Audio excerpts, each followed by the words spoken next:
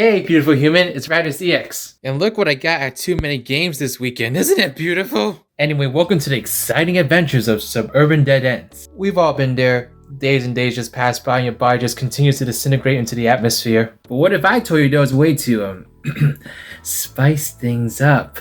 Introduce new variables to the daily grind. Bring surprises to the table to, entertain party guests. Capture the excitement that once used to come to you naturally at the ripe age of 0.01 seconds. That method, my friend, is called the crossover. Crossovers are one of the most surefire ways to get people hyped up as if they won the lottery. As easy and obvious of an idea as it may seem, it always surprises people to no end to see two franchises that seemingly never or just barely interact actually come together and share the spotlight. And you know what? I can't blame people. Some of these crossovers have become the biggest moments to have ever come to gaming and the entertainment industry as a whole. The incorporation of various franchises gives them a guaranteed wider appeal towards audiences. Other crossovers, however, are plagued due to not living up to the hype of said concept and can leave a lasting stain on each franchise's history. Network channel crossovers were thus most certainly a thing in not just video games, but across many television merch collaborations as well. But by far, one of the most ambitious licensed crossovers are none other than the Nicktoons games. These 4 games brought together multiple franchises in the Nickelodeon universe to embark on an action-adventure type game battling against both foes from their respective universes and also enemies that threaten all of their existences. I mean, come on, what kid wasn't hyped to see SpongeBob, Jimmy, Timmy, and Danny fighting their greatest enemies? It was a concept that was impossible to resist. So I thought it'd be a great trip down memory lane to revisit these 4 titles and reminisce about both the good times and the times we thought were good but were actually just us aggressively masking our revelations that some games actually aren't as great as they seem. And since we're in the mood of crossovers, I thought what better way to commemorate the situation than by inviting some of my great friends to talk about these sacred pieces of treasure. I just had to ask them. No, no, no! No, not that one, no! What?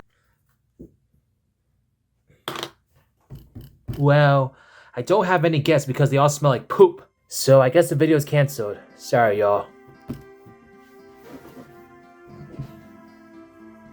Stupid big shot YouTubers not saying yes to nobody like me.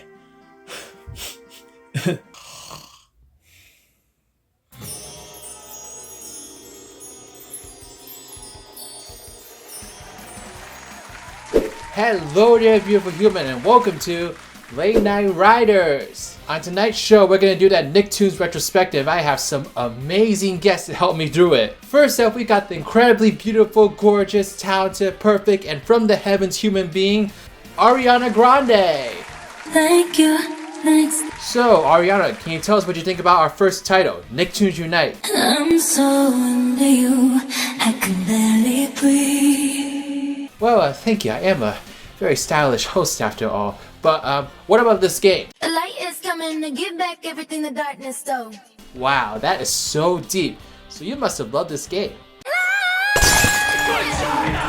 Nicktoons Unite was the very first entry in the Nicktoons series. Its focus was much more streamlined compared to later titles featuring characters and levels from Spongebob Squarepants, Danny Phantom, the Fairly OddParents, and Jimmy Neutron. They are the sole 4 characters you can play as in a co-op beat-em-up adventure. The story begins with SpongeBob, who goes about his day before realizing that Plankton has taken over Bikini Bottom. Before he knows it, Goddard enters through a portal and displays a message to SpongeBob from Jimmy Neutron. Following Goddard through the portal, he meets Jimmy, Danny, and Timmy, where he immediately finds out what's going on. Jimmy then explains that his latest invention, the Universe Portal Machine, which is a device to open portals to other dimensions, has been copied by Professor Calamitous, who went on to use it to form a syndicate with Plankton, Vlad, and Denzel Crocker. The 4 villains are stealing energy from each of their worlds for their master plan. Since Calamitous' lair cannot be found, they starve the other worlds first by stopping the syndicate from siphoning any more energy, and thus the 4 heroes journey through each other's worlds to stop the evil syndicate. Based on everything I just said, I'm sure you can imagine how much this excited kids. Just looking at all 4 characters strutting through Amity Park battling enemies was a sight to behold. I have so many cherished memories of playing through this with my brother, and it honestly is one of my favorite games from my childhood.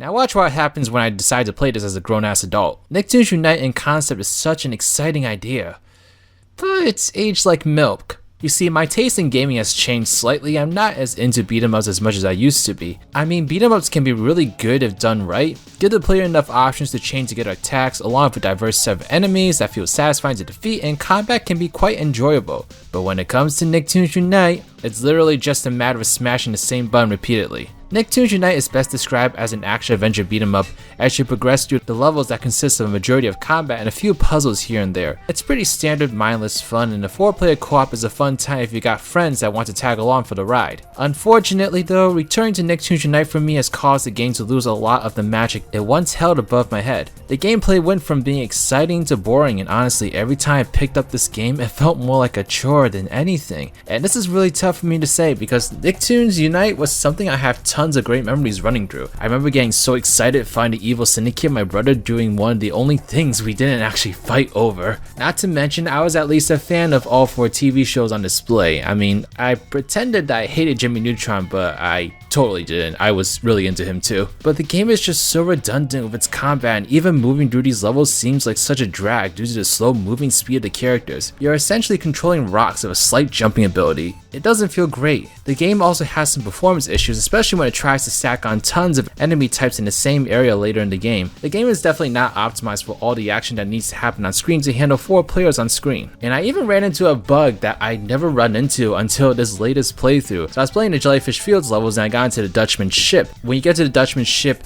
you have this objective to find and defeat all 6 of his henchmen so that they will obey him once more. However, when I started doing it, I was pretty sure I got all 6 henchmen, and I went to the Flying Dutchman, and then he still told me I had 6 henchmen to find. So I was really confused, and then I looked in the top right corner of the screen and I realized that the counter says 0 despite the fact that I had defeated these henchmen before. So I decided to look back in the footage because I was like, well, the game thinks I didn't defeat any henchmen even though I did, and when I looked back in the footage when I started defeating the henchmen, the counter wasn't there, and so the game hadn't logged that I was defeating henchmen in the beginning. And so I'm like, really? I never run into this before in all my time playing this game, and so it's obviously not a very common glitch, but it's kind of just things like that that just made the game seem not as polished as it could be, unfortunately. I will say though, when it came to the game's setup and storyline, my nostalgia returned in full form. It's so cool seeing SpongeBob meet up with the other 3 characters in the beginning as they all get acquainted with each other and become the Nickelodeon equivalent of the Avengers. And being able to travel to locations from all 4 franchises like Amity Park and Jellyfish Fields is such a treat and a mad cool experience for a 2000s Nicktoons fan. Unfortunately, the presentation music can leave a lot to be desired. The music sounds like it could play in an elevator and does not suit the epic tone this game sets itself up for with uniting 4 heroes of different worlds. The game also has some choppy animation, sound editing in its gameplay and cutscenes, and some cutscenes just seem really awkward as a result. Hey SpongeBob! Don't tell anyone, but Sandy made me a secret agent! Patrick! Watch out for that jellyfish harvester! Patrick, no! Help! Kind of. It tickles. Sponge, help! SpongeBob, help! Ouch! Sponge, ouch! Sponge, ouch! Just SpongeBob!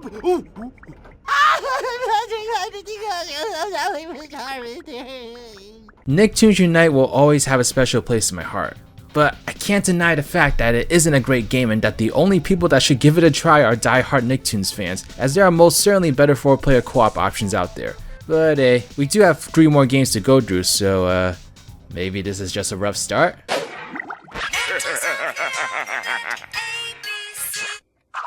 Well, that was an interesting way to start off the show. I swear, these games can actually be really good. Please don't relegate me to the boy who cried wolf trope. Next up to give their take on the second Nicktoons installment, a hot Nickelodeon star who's got a great revival running on Paramount Plus right now, Miranda Cosgrove. Wake up! How are you doing, you iconic web star, you? Hot! Ah yes, you're definitely a sauna. So what are your thoughts on Battle for Volcano Island?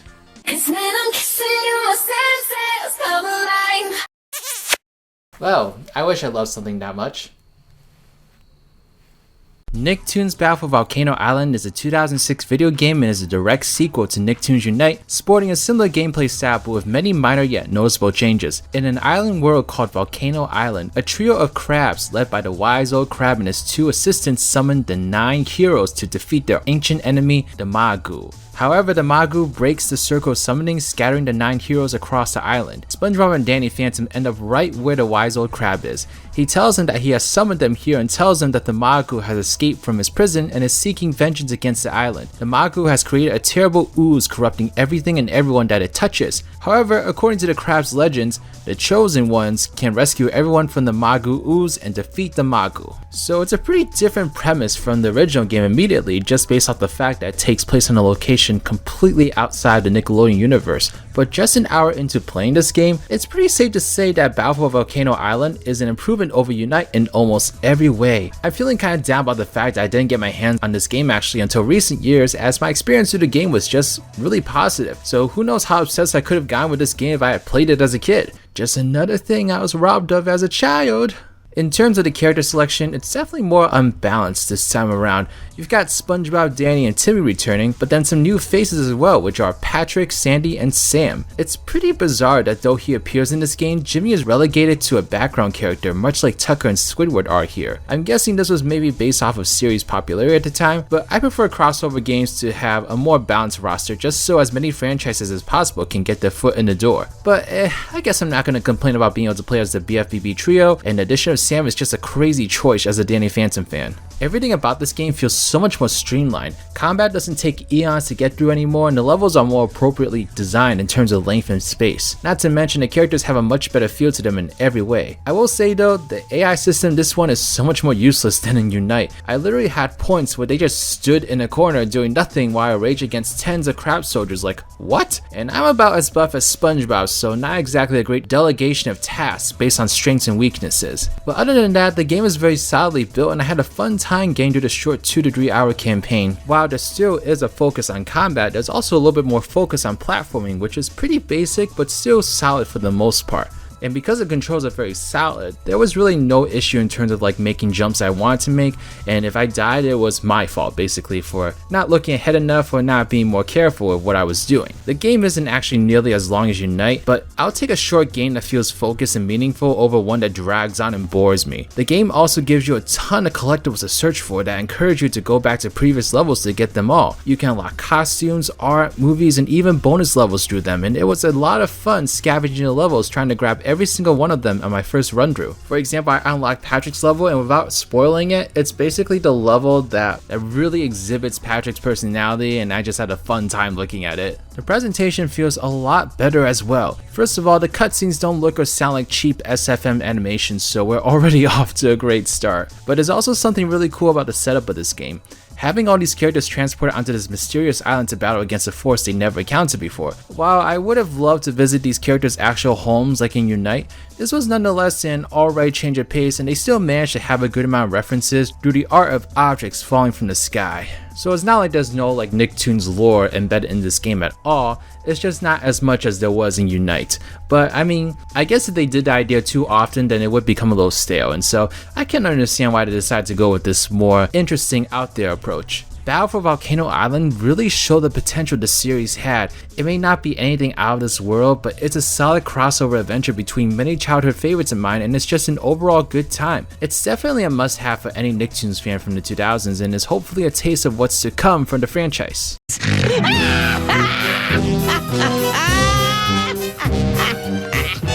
You see, I told you. Now please welcome to the stage a victorious actress who really celebrates her victories. Victoria Justice! I was so stupid. Well, I was gonna build up to that, but now that you mention it... Your attention deficit. Why are you being so rude? Did you really not like Attack of the Toybots that much? Nicktoons Attack of the Toybots was released in 2007 as a sequel to Battle for Volcano Island. The gameplay sticks closer to the structure established in Volcano Island, but limited it to just the 2 characters being on screen at a time. The opening intro for the game features Professor Calamitous on a reality show called The Biggest Genius. Calamitous states that by feeding fairies Krabby Patties, they can emit a magical gas that combined with the ghost energy can be used as a form of fuel for his army of Toybots. Spongebob and Patrick meanwhile deliver a truckload of several million Krabby Patties to a Toybot factory. Upon arriving, the robot sucks up all the Krabby Patties. And Patrick unintentionally. Spongebob chases after the robot and eventually finds his way into the factory. Spongebob finds Patrick vacuum packed like a toy. After freeing Patrick, they meet Tack, who claims to have been abducted and scanned. They later find Timmy Turner and Jimmy Neutron, who say the same thing happened to them. They meet this Chatbot, a robot who is a professor's helper. After a quick discussion, it's clear something is amiss and our heroes trudge along to put a stop to Calamitous' growing toy army. At first glance, the game seems to be checking off all the boxes in terms of a step up from Battle for Volcano Island. Not only are the 4 mainstays from Unite back, but you also got the addition of Tack, who fits right in with the cast. They also maintain Patrick, and he and Spongebob have some entertaining banter this go around. They made a tic-tac-toe joke. It is the best thing ever. Evil toys. Nice work. You've earned yourself a big tic-tac. Toe! I was also into the game when I first played it. The movement was a little more chaotic compared to Volcano Island, but I felt like I was able to navigate the levels quickly and it was fun. But then the game decided to be Crash Bandicoots. Some of the level design here is quite involved and it gets that way pretty quickly like the second or third level of the game. And this would be fine and all if the controls were designed for it. The issue arises when you realize the characters have really exaggerated movement here that's practically impossible to do this kind of precise platforming without dying hundreds of times before nailing it. Not to mention the game doesn't have a lot of contrast in its colors, so it can be hard to distinguish your character from the environment, which is a big problem when you're doing complex platforming. Some of the jumps you need to make in this game are so fucking precise that it's ridiculous. My breaking point was when I was playing this botched version of the sliding sections from BFBB. I just wasn't able to make certain jumps and I had to give up. It's been a while since the game actually made me rage quit like that, cause I think of myself as a pretty zen person. I go to sleep with scented candles and aromas and everything, like I am that person. Also, SpongeBob just looks weird kneeling on his own tongue like that to slide. Like, I don't know why they designed it to look like that. Like, that's not how it looked like in the show. The game also requires you to go back to previous levels to collect these master models of various Nickelodeon characters to progress, which was just further contributing to my frustration. In the game's defense, it does give you the option to place you closer to where these models are in the stage select screen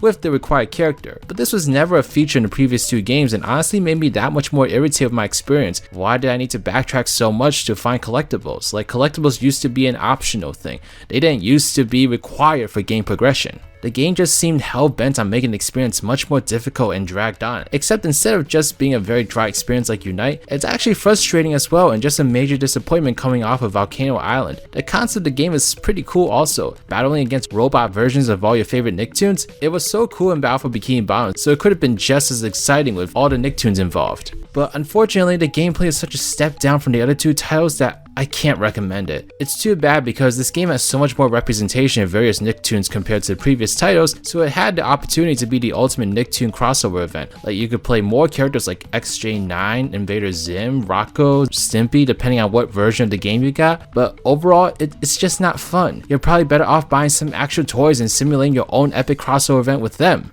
At least you won't want to throw them at the wall. Well, folks, unfortunately, I exhausted my guest list and could not get one person that's played Globs of Doom, so... Drake Bell? How'd you get out of prison? I found a way, I found a way. Wow, I should call 911. What did you think about Globs of Doom? I wanna love you, but your heart can't be promised. I was gonna say it reminded me of the time I ate bread from the dumpster, but that works too.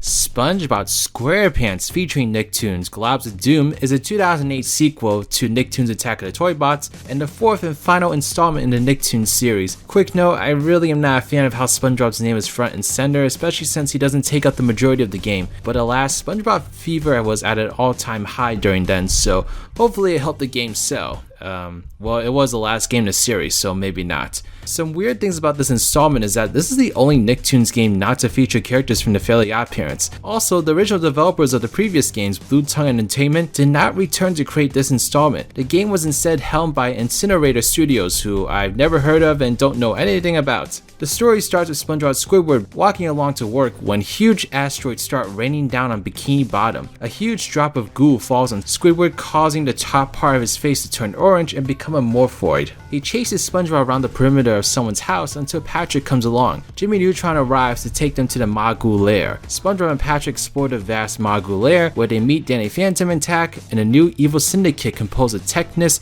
Beautiful Gorgeous, Tarlock, and Plankton. Zim and Dib arrive, and Zim joins the good guys and Dib joins the syndicate. They make a plan to stop the Morphoids utilizing custom weapons designed for each of them by the lair's technology. After playing through the previous 3 games, it's hard to figure out how exactly I feel about this one. On the positive, it's not nearly as frustrating as Attack of the Toybots, as the game doesn't really have many platforming sections anymore, reverting a little more to the style of the original, though not completely. The levels, however, are around the same length as the ones in Volcano Island, so no level overstays is welcome. Despite all this though, the level design as a result is a lot more bland than Volcano Island and Toybots, as much of it is just going from area to area defeating enemies and solving very small puzzles to progress to the end. It sort of just reinforces that issue of redundancy that all these games have to an extent, but it feels way more pronounced here. Even with the marketing of giving each character special weapons suited to their needs, there's nothing all that significant about them, especially compared to the abilities in previous titles. I will say if there's one thing I love about this game though, it's the ability to play as both heroes and villains of each of the series. We've gotten so accustomed to battling the rivals of the heroes in these games, it's an interesting change of pace to have half of the roster consist of these characters. I had a blast playing as Plankton, Technus, Beautiful Gorgeous, and tons more. And yes, the game does sport the largest roster of the series with 10 playable characters, but we also have cameos of many more characters, I think more than any of the previous titles. Not all of them have big roles, like some of them are literally just appearances in the levels, but I mean hey, that is better than nothing honestly. Small Easter eggs like that are just such a joy to find in these kind of games. I suppose that in of itself is a great strength for the title. The game takes you directly to the characters' environments from the start, and thus I feel this game does a great job referencing the source material compared to the previous games. Like when you found a secret area in the second SpongeBob level, you see the worm that was protecting Mr. Krabs' mattress full of money. Stuff like that just makes me smile. It was so cool to pull all the Nicktoons to these mysterious places and put them on a united adventure, but I just feel it's much more fun to place the Nicktoons in each other's worlds more often, like the first game did. However, I definitely won't complain about returning to the Magoo lair and seeing the old wise crab again. He was definitely a favorite of mine from Volcano Island. Clouds of Doom doesn't really do a lot to innovate the gameplay, but it does do what it can to fix the mistakes of Toybots. Combined with how much it pulls from the source material, and in my eyes, it's one of the better Nicktoons games. It's too bad my save file got corrupted though, and that I have no intention of continuing on through it anytime soon.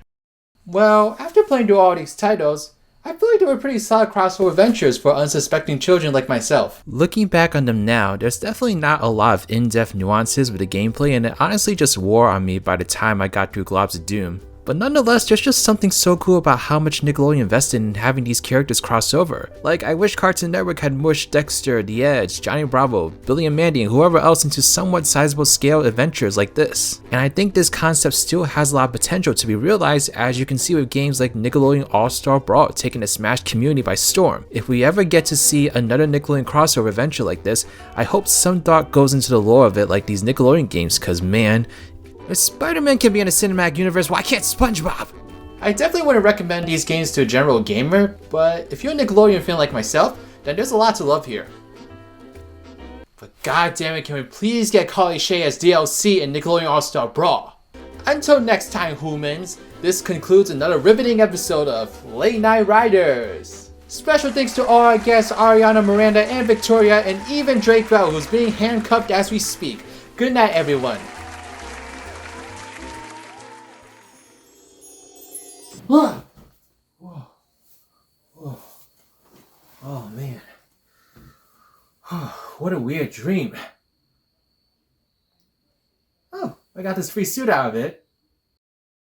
Thank you so much for watching this video. Special shout out to my patrons, New Gamer Hub, Team Rattle Sign Gamer, Johnny Hinton Ortiz, Trash Q, Claw84. These are my patrons / YouTube members. If you'd like to become a patron or YouTube member and get access to a whole bunch of different perks, then please check out the links in the description box below.